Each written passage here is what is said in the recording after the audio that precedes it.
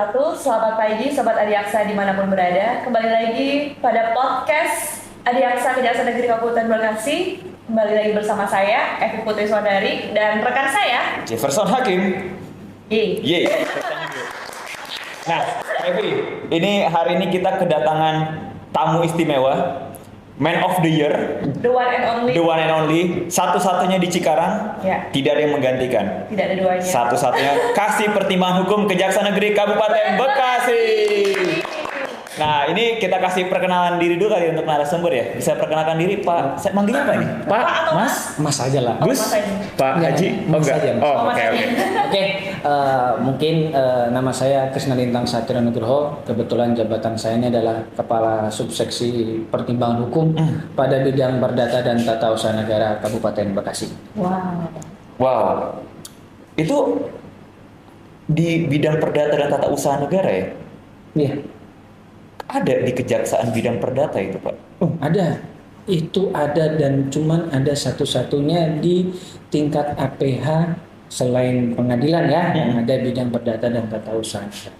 Nah, ngomong-ngomong soal perdata dan tata usaha negara itu berkaitan dengan tema kita hari ini. Yes. Dalam podcast itu tema kita apa nih Mas Jeff? Tema kita hari ini apa editor ya?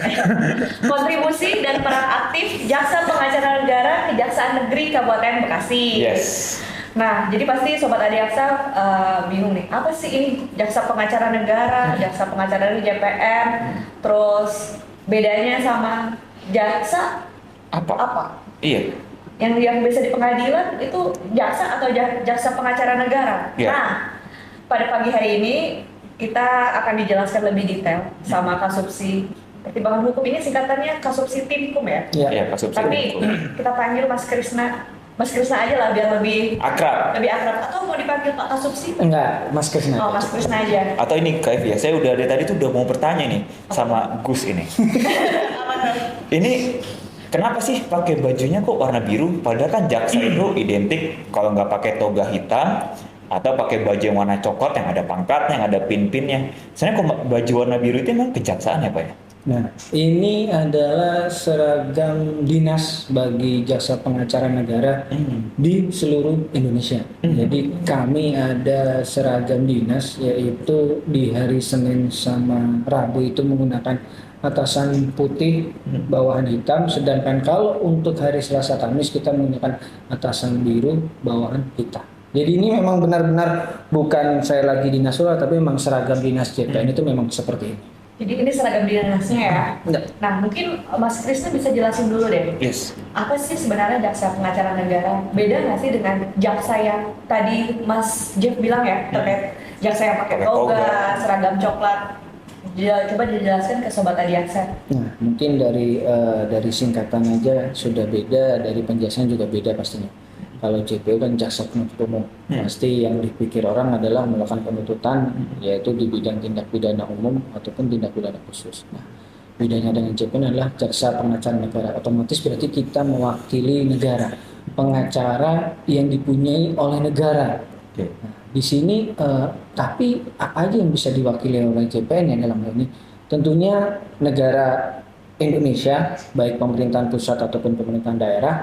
Yang kedua adalah badan usaha milik daerah maupun badan usaha milik negara. Di sini kita bertindak selaku pengacaranya, konsultannya yang bisa mempertanyakan apa sih yang solusi kita untuk permasalahan seperti ini. Kita bisa memberikan advice, kita bisa memberikan masukan, kita bisa mengadakan rapat dengan pihak-pihak tertentu yang nantinya kita bisa mencari solusi terkait permasalahan Anda. Ya, hampir mirip kayak pengacara pada umumnya, cuman kami mewakili negara seperti itu. Oke, nah ini negara mana yang bisa diwakili Mas Krisna? Negara Indonesia aja kah? Atau negara-negara yang ada di luar Indonesia seperti ya tetangga kita ada Singapura, mungkin Malaysia dan lain-lain? Insya Allah cuma satu, yaitu Negara Kesatuan Republik Indonesia. Alhamdulillah ya. Tapi Pak, Mas Krisna, ini kalau misalkan orang-orang kan taunya kan jaksa itu jaksa yang ada hubungan sama pidana ya. Kayak ada orang melakukan pencurian atau melakukan peredaran narkotika, terus disidangkan, dituntut berapa tahun, dihukum penjara gitu. Nah kalau JPN ini apa dia menuntut juga di persidangan atau apa sih perannya JPN di persidangan itu? Oh, kalau di persidangan kita pasti ada dua ya, di bidang perdata dan tata usaha negara. Kalau di bidang perdata memang kebanyakan kami masih menerima sebagai tergugat ataupun turut tergugat. Oke. Jadi kita hanya ya membalas secara administrasi apa yang diminta oleh penggugat, termasuk menghadirkan alat bukti segala sesuatunya. Sama juga kita di sidang tun kami pernah ada keputusan tun tapi kami bukan mewakili pejabat tunnya. Kami dalam hal ini sebagai tergugat intervensi karena memang dari SK tersebut ada kepala dinas yang dipermasalahkan di situ. Kami di situ memberikan tanggapan terkait gugatannya, sama halnya seperti layaknya perdata. Kami juga menanyakan saksi ahli segala sesuatunya hampir sama, cuman bedanya ya kita lebih mewakili negara, bukan mewakili pemerintah ataupun kepentingan masyarakat di situ. Nah, Mas Krisna, dari tadi Mas Krisna bilang kalau JPN ini mewakili negara nih atau pemerintah setempat. Terus tadi juga Mas Krisna bilang JPN ini kita punya seragam dinas di seluruh Indonesia, berarti JPN ini ada di tersebar ya di wilayah Indonesia, di satker-satker yang ada di kejaksaan di seluruh Indonesia. Nah, sebenarnya gimana sih caranya biar bisa diwakili sama JPN nih dan wilayah hukumnya itu terbatas atau seperti apa? Coba bisa dijelaskan. Oke, kalau untuk wilayahnya pasti karena kita mewakili daerah ya, jadi ya yang kami bisa terima hanya di Kabupaten Bekasi. Contoh pemerintah Kabupaten Bekasi, BUMD, tapi bisa juga terkait dengan pemerintah pusat ataupun badan usaha milik negara yang ternyata punya kegiatan yang mereka lakukan di Kabupaten Bekasi. Contoh PLN UIN 3 Jawa Barat itu kantornya di Gandul. Tapi dia punya program pengadaan tanah untuk SUTT-nya itu berada di Kabupaten Bekasi, tepatnya di Kecamatan Tarumajaya. Jadi itu sangat banyak di sana. Ada SUTT, ada SUT. Jadi ternyata saya baru tahu, yang kita tahu kan mungkin PLN hanya bikin saluran darat. Ternyata ada jenisnya juga, tegangannya beda-beda. Di situ kami menerima permohonan pendampingan. Jadi harus berkirim surat ke kami terlebih dahulu. Jadi apa yang mereka mau? Kalau perlu mungkin konsultasi dulu lah ke kami. Nyangkut dulu lah ke kami. Kira-kira ini masa ini kita bisa bikin permohonan seperti apa ya Pak? Mau masuk pendampingan hukum kah? Atau mau masuk bankum kah? Atau mungkin mau masuk pendapat hukum atau legal opinion gitu. Biasanya seperti itu. Bisa nggak Mas Krisna jelasin dikit ya? Tadi ada Mas Krisna sebutin ada pendampingan hukum, bantuan hukum, sama tadi sebutin lagi legal opinion. Nah, legal opinion. Mungkin bisa dijelasin secara umum aja nih, singkat-singkat. Apa sih perbedaan dari ketiga ini? Oke, perbedaan ketiganya adalah kalau pendapat hukum ini itu adalah kita membuat suatu telaahan terhadap suatu permasalahan yang nantinya bisa dijadikan jurisprudensi bagi kejaksaan negeri lain yang mempunyai permasalahan yang seperti ini. Bisa dijadikan dasar bagi pemerintah daerah ataupun prinsipal kita baik BUMN maupun BUMD bahwa apa yang kita ambil, tindakan yang mereka ambil sudah sesuai norma hukum yang ada, tetapi lebih kuat karena ada pendapat hukum dari kita. Dan kajiannya itu sangat lebih banyak ya, bukan cuma hanya dokumen dari yang mereka berikan, tapi kita juga bisa mempertanyakan itu kepada ahlinya di sini. Dan biasanya kalau pendapat hukum itu pasti akan direview oleh Kejaksaan Tinggi. Di saat Kejaksaan Tinggi masih ragu untuk memberikan pendapatnya atau menyetujui pendapat hukum dari kami, ini pasti akan naik lagi ke Kejaksaan Agung, dalam hal ini ke bidang Jamdatun tentunya. Biar karena balik lagi legal opinion ini atau pendapat hukum ini bisa dijadikan jurisprudensi tentunya nanti bagi permasalahan ada seperti itu. Itu kalau pendapat hukum. Kalau pendampingan hukum ini lebih ke arah bahwa kita mendampingi suatu kegiatan harus sesuai dengan juridis normatifnya. Jadi data-data yang diberikan ke kami kita cek sesuai peraturan perundang-undangan yang ada, kita memberikan saran juga sesuai dengan peraturan perundang-undangan yang ada. Oh, ini sudah sesuai, silahkan. Tapi kalau ada data yang belum sesuai, ya kita minta kepada prinsipal. Dan balik lagi, bahwa data yang diberikan kepada kami itu kami anggap sebagai data yang real. Oh. Ya, data real. Jadi apabila prinsipal memberikan kami data yang tidak benar, ya itu yang berpengaruh. Kalau berpengaruh pendapat, selama kita tahu bahwa ternyata itu tidak benar, kita bisa cross check. Malah kita bisa mencabut pendampingan tersebut. Apalagi ada timbul kerugian negara, di mana dalam setiap tindakan datun itu pasti kita akan mengirimkan notis, yaitu balik lagi dalam terang kita itu konflik of interest. Jadi kita pasti mengirimkan notis ke pihak Intel ataupun Pitsus, apakah terkait permohonan pendampingan dari prinsipal yang diberikan ke kami ini ada indikasi sedang diperiksa baik di Intel ataupun di Pitsus.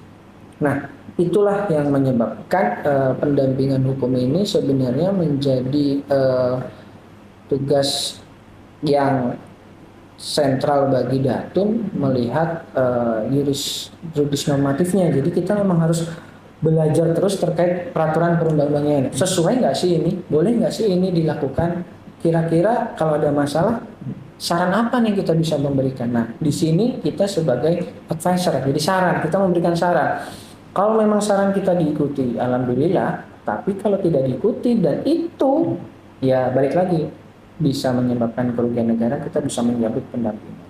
Jadi tidak serta-merta dengan adanya pendampingan kami ini, mereka prinsipal bebas melakukan kegiatan segala sesuatunya. Tidak, tapi kita memberikan saran, jangan sampai terjadi permasalahan di kemudian harinya, seperti itu. Jadi untuk keputusan atau pengambil keputusan dalam suatu tindakan itu tetap dikembalikan ke prinsipal ya? Betul. Nah, jadi pendampingan ini sifatnya memberikan saran tadi ya? Betul, kita memberikan saran. Cuman saran kita pasti saran yang terbaik.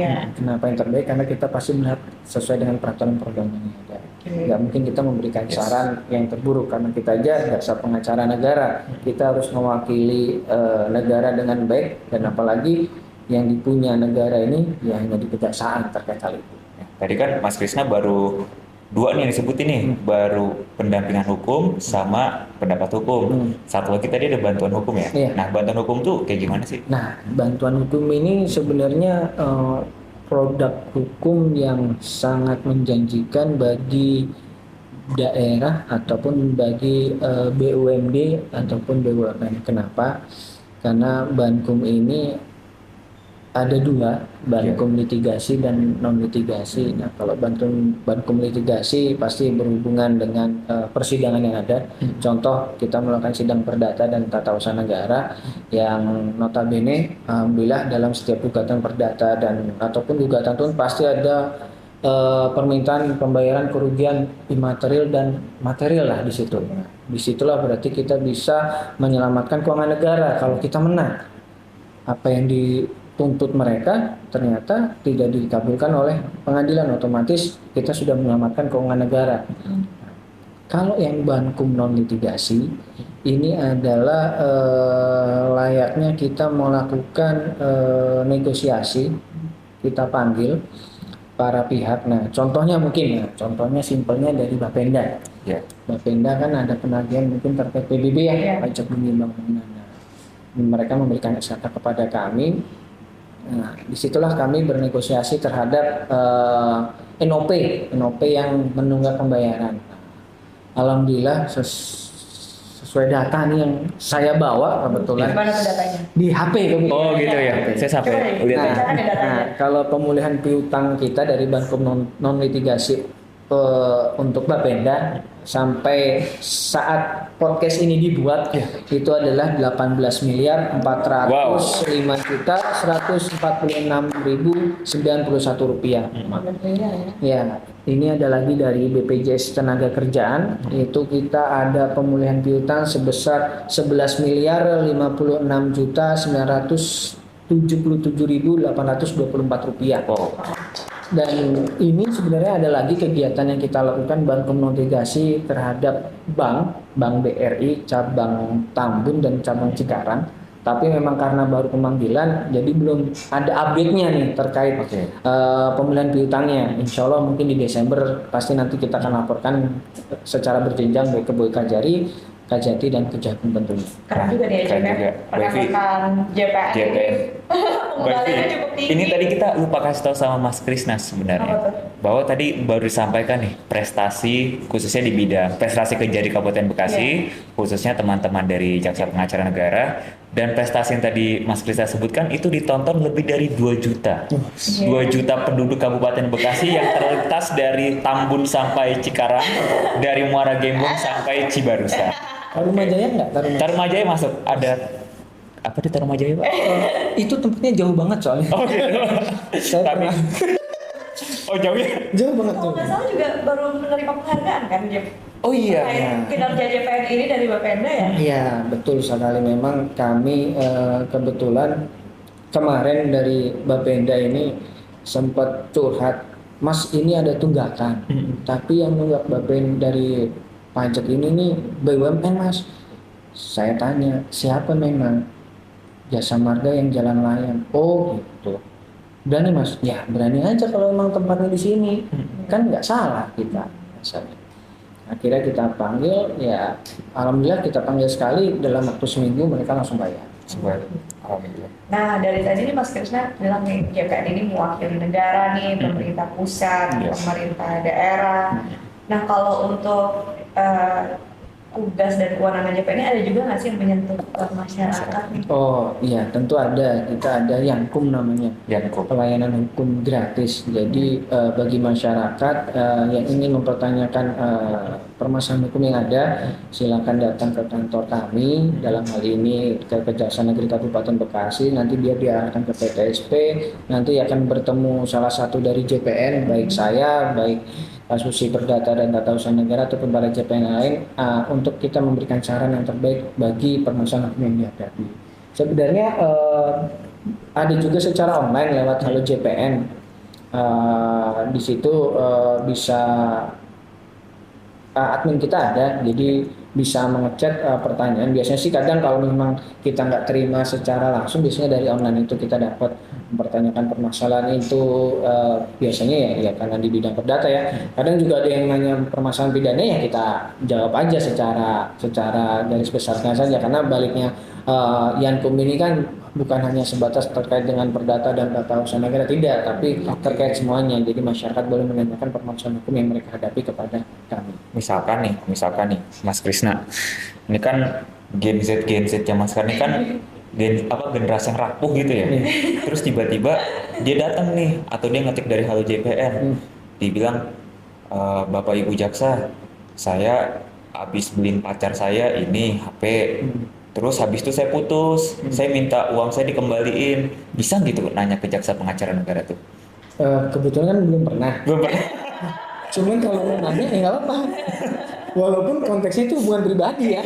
Jadi kalau menanggapi hubungan pribadi ini kan berarti kan balik lagi nih atas dasar suka sama suka, berarti kan bukan ada konteks bisnis di situ. Kecuali kalau memang pemberian ini ada perjanjian kerjasamanya, mereka mau membangun bisnis segala sesuatunya, mungkin bisa ranahnya. Cuma kalau pemberian pribadi ini kan otomatis bukan tidak ada terjadi permasalahan hukum di situ kan. Iya betul, karena zaman sekarang itu apa ya? Love language-nya itu kadang-kadang iya, apa di berlebihan ya. CVG, kadang itu terus nanti dengar lagu galau, ditanya pula ke kejaksaan nanti. Tapi tetap kalau ada orang bertanya seperti itu tetap dilayani pasti. Tetap pasti kita jawab, karena memang konsepnya dari Yankum inilah menjawab permasalahan yang ada. Tapi juga kita kaji kalau memang ada pertanyaan seperti itu, kita bahwa memang tidak ada permasalahan hukum di situ, itu balik lagi ya kan, seperti itu. Tapi nih kalau dari pengalaman Mas Krisna kan di sini kan sebagai JPN mungkin sudah cukup berpengalaman di sini. Pertanyaan unik macam apa sih yang pernah ditanyakan baik secara dari Halo JPN yang melalui daringnya ataupun secara langsung baik ke Mas Krisna ataupun ke tim JPN waktu itu? Kalau pertanyaan unik sih sebenarnya nggak ada, lebih kebanyakan masalah. Oh masalah ya? Mereka tanyakan tuh pasti masalah. Contoh seperti dalam pengadaan tanah ya, baik di Dispertimbangan maupun di PLN, bahwa ada permasalahan kalau untuk di PLN ini ada tanah yang sudah ada AJB-nya dan itu tercatat di BPN. Betul. Tapi ada satu pihak yang mengklaim bahwa itu tanahnya. tapi kedua belah pihak ini tidak ingin melakukan gugatan. Jadi kita selaku prinsipal PLN ini bingung, Pak, ini gimana? Kita mau bayar nggak bisa, karena berdua lagi bersengketa, dan mereka berdua juga nggak mau melakukan gugatan. Betul. Nah, disitulah kita hadir, kita cari, ternyata ada aturan terbaru terkait peraturan pemerintah nomor 39 tahun 2023 tentang pengadaan tanah itu, bahwa apabila ada data dokumen yang disahkan oleh BPN bahwa itu memang punya tanahnya dan sesuai dengan data nominatif dengan data BPN, bahwa kebetulan kasus PLN ini dia tercatat di data BPN walaupun hanya AJB, tapi dia mencatatkan itu BPN, berarti bisa menjadi dasar bagi kami waktu itu menyarankan kepada yang mengklaim, yang merasa mengklaim itu tanahnya, silakan Bapak melakukan gugatan selama 14 hari setelah kami beritahu. Kenapa? Karena sesuai undang-undang yang baru, peraturan pemerintah yang baru ini, apabila Bapak mau mengklaim atas itu, silakan untuk melakukan gugatan. Kalau tidak, ya kami berikan. Loh, kok bisa Pak diberikan? Padahal kami punya sertifikat, katanya. Ya, karena sesuai di BPN yang punya adalah Pak ini, saya bilang. Walaupun dia hanya AJB. Begitu, kalau gitu saya sekalian gugat BPN, silakan, saya bilang, silakan gugat BPN. Akhirnya dia melakukan gugatan. Dengan gugatan itulah akhirnya ada penyelesaian terakhir dengan apa? Dengan kita mengkonsinyasi ke pengadilan. Dengan dasar akhirnya pembangunan tersebut bisa terjalan, apalagi itu PSN. PSN itu apa itu? Proyek strategis nasional. Jadi ada tantangannya ya. Pengalaman uniknya kayaknya tantangan juga Iya, berarti. karena memang di Datun ini kita menemukan masalah yang berhadapan juga prinsipal kita, tapi masalahnya juga sama warga. Contoh, kita ada pendampingan kegiatan normalisasi kali. Ya, di sini kita pernah merapatkan bareng PJT Perum Jasa Tirta II Bekasi, karena pada saat kita melakukan normalisasi ini warga masa itu tanahnya dia. Saya yakin kayaknya nggak mungkin ya sepinggiran sungai kok ada tanah, tapi ya kita tidak boleh langsung mengangkat itu. Kita harus cari tahu dulu, jangan-jangan memang benar itu tanahnya warga, ya kan? Karena balik lagi, kami walaupun JPN mewakili pemerintah, tapi kita juga punya hati nurani untuk ini masyarakat benar nggak, jangan-jangan itu tanahnya masyarakat gitu loh. Kita panggil dari pihak PJT, ternyata memang benar itu udah bukan tanah masyarakat, tapi tanah udah dibeli PJT. Jadi saya bilang di situ, ya sudah silakan pekerjaan dilakukan. Iya, apabila ada warga yang mengklaim itu tanahnya, silakan datang ke kantor. Saya bilang kita rapat di situ bareng, tapi dengan mengundang PJT sama BPN. Kalau memang mereka punya, karena pada saat itu BPN juga bilang bahwa secara administrasi mereka itu termasuk tanah milik PJT, gitu, asetnya PJT. Kok bisa ada warga mengklaim? Tapi akhirnya sampai terakhir kita memberikan saran seperti itu, alhamdulillah tidak ada masyarakat yang datang ke kami, berarti otomatis itu benar tanah PJT. Jadi memang masalah ini yang ada di Datun itu bukan hanya melibatkan prinsipalnya saja, tapi bisa masyarakat, bisa dengan instansi yang lain gitu. Jadi memang harus mobile memang untuk jadi JPN ini, harus bisa koordinasi. Ya makanya alhamdulillah kami nggak bisa bekerja sendirian, pasti kami dibantu oleh bidang intel dan bidang khusus untuk melakukan kegiatan kami. Pak Evi, ini berarti kalau kita dengar cerita dari Mas Krisna tadi ya, menjadi JPN itu apa ya, dilema mungkin terkadang bisa kita bahasnya dilema ya. Di satu sisi mewakili kepentingan prinsipal atau pemberi kuasa, misalkan dari pemerintah daerah, dari BUMD ataupun BUMN yang ada kegiatan di daerah, tapi di satu sisi juga harus mengayomi masyarakat, tidak bisa kita seruduk ke masyarakat. Dan tadi udah sampaikan Bang Krisna, ini ayo kalau misalkan masyarakat ada yang merasa punya kepentingan, kita bisa duduk bareng, kita ngobrol, kita cari solusinya apa, dan ternyata semua masalah bisa diselesaikan baik-baik ya Mas Krisna ya. Terus sampai yang harus bersidang dulu ya. Iya. Yang penting sesuai dengan peraturan yang ada. Peraturan ada. Itu pasti. Saran dari JPN di Kabupaten Bekasi pasti seperti itu. Betul. Jadi JPN ini nggak cuma menangani permasalahan yang untuk mewakili pemerintah aja, tapi juga kalau masyarakat ada permasalahan hukum juga bisa bertanya nih, ya kan, akan dijawab langkah-langkah hukum apa yang bisa diambil atau tindakan apa yang bisa diambil gitu kan. Nah, mungkin Mas Krisna bisa jelasin lagi deh, kayak kan juga pasti udah pernah sidang nih kan, Iya. pidana. Perkara apa nih? Lebih seru pegang perkara yang berkaitan dengan pidana Pidana. atau yang Perdata pun. tata usaha negara nih, Mas Krisna? Jujur ini ya, ini jujur, Ya, jujur boleh, dalam boleh. hati ya, Iya. jujur dalam hati. Selama saya berdinas di kejaksaan dari 2014, tapi saya jadi jaksa dari 2016 sampai dengan saat ini, feel yang lebih saya rasakan tuh memang sidang untuk perdata dan tata usaha negara. Kenapa? Karena yang kita lakukan di situ adalah kita mengupdate ilmu terus nih. Dalam hal ini ada tantangannya di saat kami mewakili sidang tun, kebetulan kami melawan Profesor Yusril Iza Mahendra kebetulan waktu itu. Oke, Pak Wamen sekarang. Pak Menteri. Oh, Menteri sekarang Pak ya? Menteri. Ya, Pak Pak Menteri. Yusril Iza Mahendra kan Menteri. Kebetulan waktu itu terkait tunnya mendatangkan saksi ahli segala sesuatunya. Disitulah kita membahas keterangan ahlinya dia dengan konsep peraturan yang ada di daerah. Walaupun memang ya balik lagi ya karena keterangan ahlinya kan berbeda-beda, kebetulan dari sana ahli administrasi, cuman kita tanya secara administrasi ya balik lagi, tapi ada serunya di situ. Serunya ya pasti kita nambah ilmu dalam hal ini, walaupun di pidana undang pidana khusus juga nambah ilmu, cuman saya ngerasa lebih feel-nya di Datun sekarang. Gitu. Entah Karena mungkin entah asumsi karena mungkin mungkin karena karena- asumsi tim karena- ya. karena Yang mungkin- di bidang data mungkin karena- di bidang pidum atau di bidang itu Iya. juga feel-nya udah berubah lagi. Nah, cuman karena memang saya udah pernah ngelewatin semua bidang tersebut, gitu ya. ya, jadi saya ngerasa ya feel yang saya lagi dapet memang mungkin di Datun ya. Lagi apa ya? Bukan lagi senang, cuman lagi kayak ngerasa nyaman walaupun memang ada permasalahan, tapi ya solusinya balik lagi kita harus cari peraturan, dah itu aja. Peraturan perundang-undangan yang terbaru apa ini apa segala macam. Jadi walaupun dengan kerumitan itu, Mas Krisna menikmati untuk apa ya, lebih banyak riset ya pastinya. Iya, Kan? betul. Banyak Mungkin- riset, banyak tukar pikiran juga sama Tim ya. tim JPN Datun, banyak mungkin nelaah satu buku yang kira-kira bisa nggak nih jadi dasar kita dalam melakukan telaan segala sesuatunya, ya lebih ke arah situ sih. Iya. Berarti kalau JPN ini kan tadi kan Mas Krisna kan bilang mungkin setiap kasus pendekatan hukumnya berbeda dan juga referensi dan literaturnya kan juga berbeda-beda pasti ya. Mas Krisna setiap hari baca berapa buku ya? Ini dia. Iya. Ini- Nomor 10 membuat kamu tercengang. Ini nggak boleh dibuka, karena ini rahasia dari Balik lagi kan pemeriksaan. kalau membaca buku kan pasti kan kita diminta untuk membaca buku terus menerus. Iya. Cuman lebih sering memang kami membaca peraturan perundang-undangan yang terbaru nih, karena kan pasti update-nya ada, pengadaan tanah tuh pasti juga tetap ada.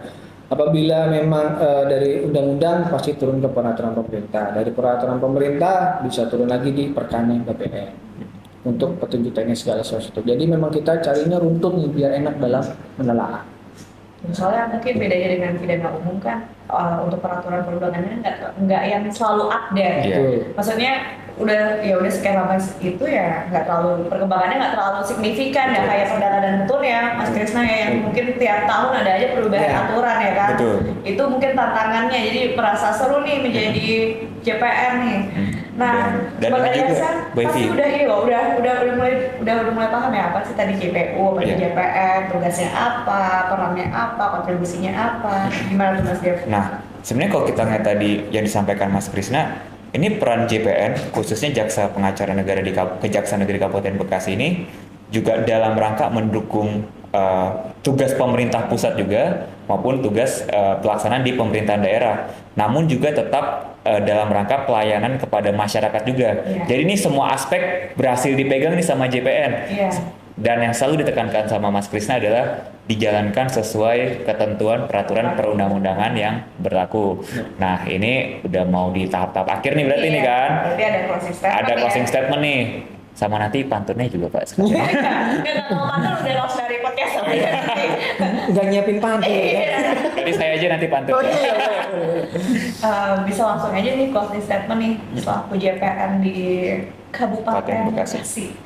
Closing statement pasti kami di JPN Kejaksaan Negeri Kabupaten Bekasi selalu mengikuti arahan pimpinan bahwa dalam melaksanakan tupoksinya kami harus optimal. Betul. Apapun itu, ada permasalahan yang sedemikian pelik, kita laporkan secara berjenjang, tapi kita juga cari solusinya agar prinsipal juga percaya bahwa jasa pengacara negara ternyata lebih worth it loh daripada kalau menggunakan jasa yang lain. Iya. Dalam arti mungkin pengacara advokat biasa gitu. Kami ingin menunjukkan itu bahwa memang kami harus berimprovisasi terus terhadap peraturan perundang-undangan yang ada. Kami harus menelaah peraturan perundang-undangan yang terbaru dari segala sesuatunya, ditinjau nanti lagi dengan buku yang dikeluarkan mungkin dari ahli-ahli atau keterangan yang bisa kita jadikan telaah di situ. Kuncinya adalah satu, pendampingan yang kita lakukan ataupun produk yang kita keluarkan insya Allah sudah sesuai dengan peraturan perundang-undangan yang ada.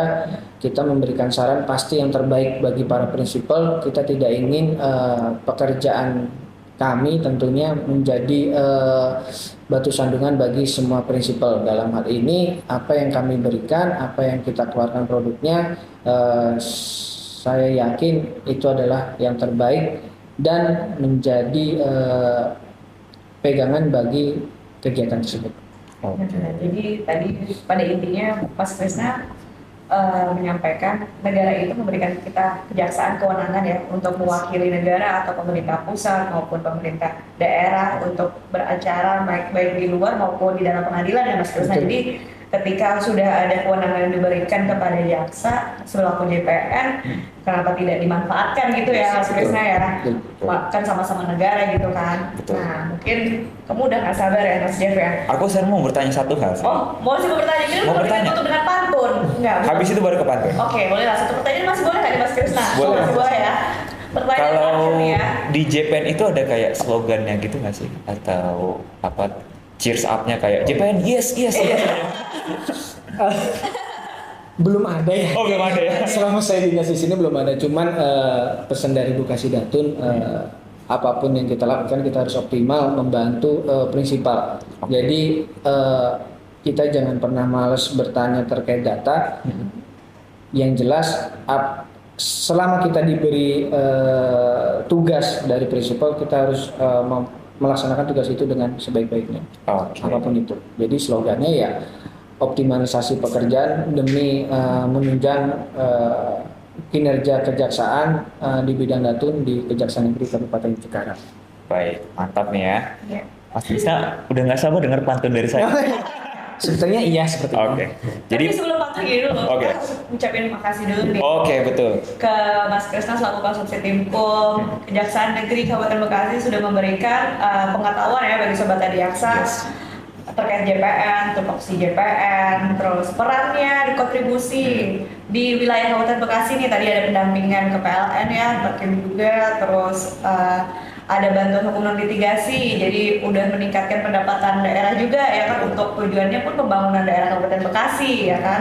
Betul banget Mbak Evi, sama tadi kan juga disampaikan juga nih sama Mas Krisna prestasi-prestasi yang sudah disampaikan. Iya. Itu kan prestasi yang baru-baru banget kemarin nih, sehari 2 hari kemarin. Tapi ada juga prestasi-prestasi lain yang bisa dilihat di Instagram Kejaksaan Negeri Kabupaten Bekasi. Berarti kan kinerja rekan-rekan JPN Kejaksaan Negeri Kabupaten Bekasi ini sudah patut diacungin jempol ya. Jempol 2 jempol. Jempol.